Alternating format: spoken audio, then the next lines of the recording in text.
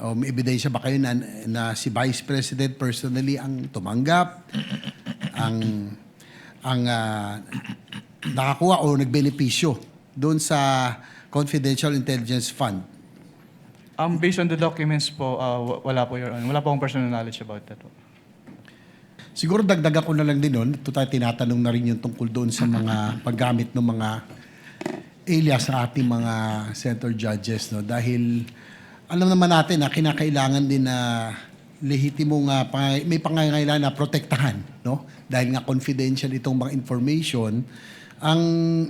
Sa ilalim ng Joint Circular Number 2015-0, paano dapat maprotektahan ang pagkakakilanlan ng mga confidential informant?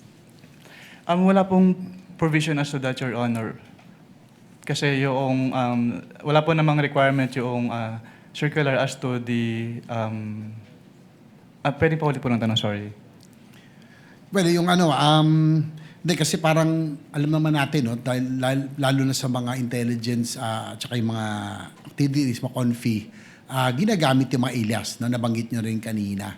Hindi ba pwedeng gamitin na lang, halimbawa, John Doe, Jane Doe o Juan de la Cruz kasi alam naman natin na binambibilit, reward for information na siyempre pinoproteksyonan din natin yung mga pinoproteksyon ng mga agencies yung identity no ng mga informants.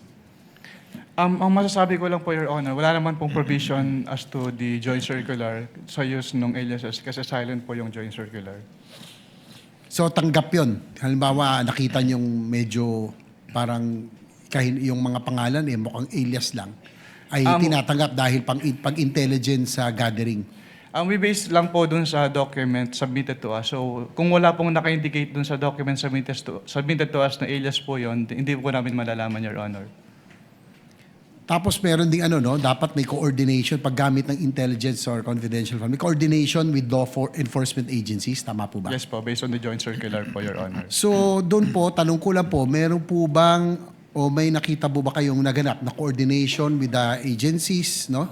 Of course, yung PNP, AFP, PIDEA at iba pa, NBI na ginawa ang halimbawa OVP in this case sa kanilang paggamit ng confidential funds para sa sinasabi nilang confidential programs. Based on the documents submitted po sa ICPA, wala po, Your Honor.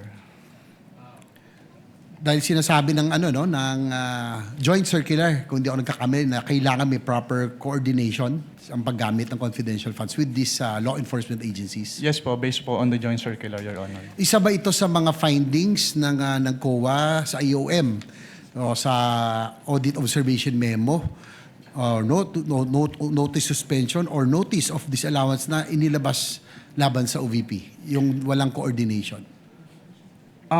Wala po kaming naging findings about dyan, Your Honor.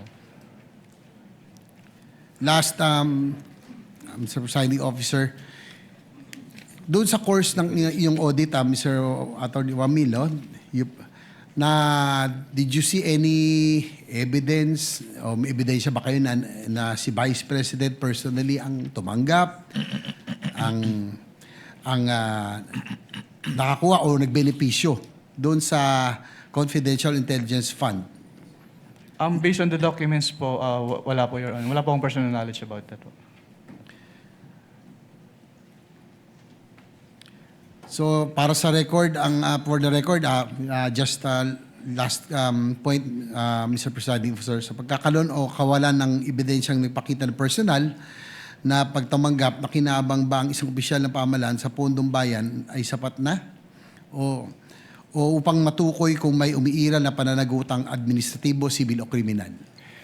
Under the joint circular po kasi, since si OBP po, si head of the agency po yung may responsibility to oversee kung paano gamitin yung confidential fund and to ensure yung compliance nila dun sa joint circular, then the, accountable person din po si head of the agency, Your Honor. So last question, Mr. President. Upang maging malinaw ang inyong testimonya nang sabihin ninyong wala kayong nakitang ebidensya na ang pangalawang Pangulo mismo ang tumanggap, nagpanatili o nakinabang sa confidential intelligence, inilahad lamang ba ninyo ang inyong audit findings at hindi kayo nagbibigay ng legal na konklusyon hinggil sa pagkakaroon ng kawalan ng pananagutan? Is it based on your audit findings or ano lang, legal conclusion hinggil sa pagkakaroon ng liability? Based po sa audit findings, Your Honor. Kasi nilalagay po namin yung persons accountable dun sa aming ini-issue po. Okay, thank you, Mr. Presiding Officer.